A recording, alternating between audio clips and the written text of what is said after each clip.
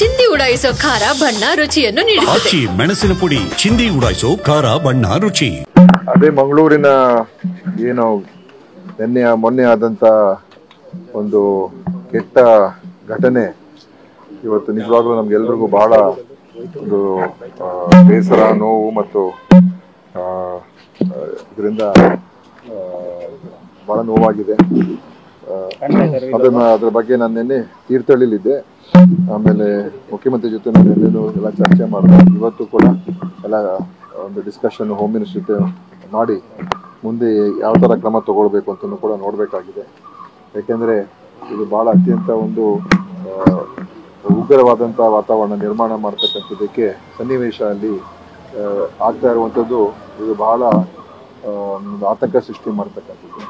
ಯಾಕೆಂದರೆ ಇದು ಒಂದು ರೀತಿ ಭಯವನ್ನು ಸೃಷ್ಟಿ ಮಾಡುವಂಥದ್ದು ಮತ್ತು ಕಾನೂನಿಗೆ ನಮಗೆ ಯಾವುದೇ ರೀತಿಯ ಭಯ ಇಲ್ಲ, ನಾವು ಏನು ಬೇಕಾದ್ರೂ ಮಾಡ್ತೀವಿ ಅಂತ ಒಂದು ಮನಸ್ಥಿತಿಗೆ ಹೋಗ್ತಕ್ಕಂಥ ಇದೆಲ್ಲ ಭಾಳ ಸ್ಪಷ್ಟವಾಗಿ ಕಾಣ್ತಾ ಇದೆ. ಸದ್ಯ ಅಲ್ಲಿ ಒಂದೇನಂತ ಹೇಳಿದ್ರೆ ಒಬ್ಬರು ತೀರೋದ್ರು.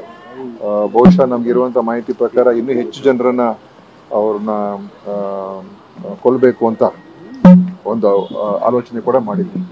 ಸೊ ಈ ಥರ ಎಲ್ಲ ಬೆಳವಣಿಗೆಗಳಿದೆ. ಅದಕ್ಕೆ ಮುಖ್ಯಮಂತ್ರಿ ಜೊತೆನೂ ಕೂಡ ಇವತ್ತು ಚರ್ಚೆ ಮಾಡಲಿದ್ದೇವೆ.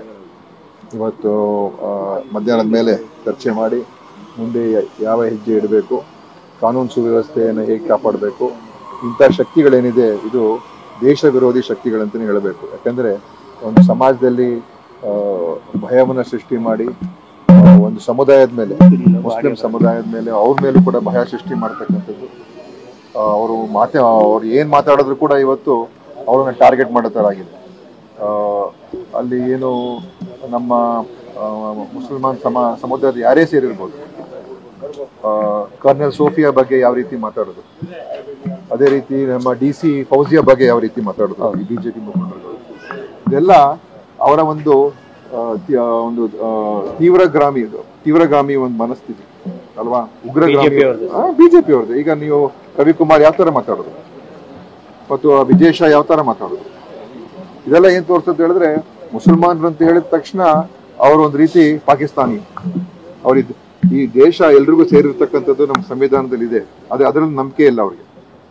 ಅದರಿಂದನೇ ಇದು ಖಂಡಿತವಾಗಿಯೂ ಈ ತರ ಮನಸ್ಥಿತಿ ಇವತ್ತು ಅನೇಕ ಯುವಕರನ್ನ ಅವರ ಮನಸ್ಸುಗಳನ್ನು ಕೆಡಿಸ್ಬಿಟ್ಟಿದೆ ಮತ್ತು ಅನೇಕ ಜನ ಇದಕ್ಕೆ ಒಳಗಾಗ್ಬಿಟ್ಟಿದ್ದಾರೆ. ಅದು ಒಂದು ಅತ್ಯಂತ ಕೆಟ್ಟ ಬೆಳವಣಿಗೆ. ಇವತ್ತು ಹಿಂಸಾತ್ಮಕವಾದ ಒಂದು ಘಟನೆಗಳಿಗೆ ಇದು ಕಾರಣ ಆಗ್ತಾ ಇದೆ. ಇದು ಯಾರೇ ತಪ್ಪು ಮಾಡಿರ್ಬೋದು, ಹಿಂದೂ ಇರ್ಬೋದು, ಮುಸ್ಲಿಂ ಇರ್ಬೋದು, ಕ್ರಿಶ್ಚಿಯನ್ ಇರ್ಬೋದು, ಯಾರೇ ಆಗಿರ್ಬೋದು, ತಪ್ಪು ಮಾಡಿದವ್ರಿಗೆ ಶಿಕ್ಷೆ ಆಗಬೇಕು. ಆ ಶಿಕ್ಷೆ ಆಗ್ತಕ್ಕಂಥದ್ದಕ್ಕೆ ನಮ್ಮ ಪೊಲೀಸರು ಕೂಡ ಎಲ್ಲ ಕ್ರಮಗಳು ತಗೊಳ್ತಾ ಇದ್ದಾರೆ.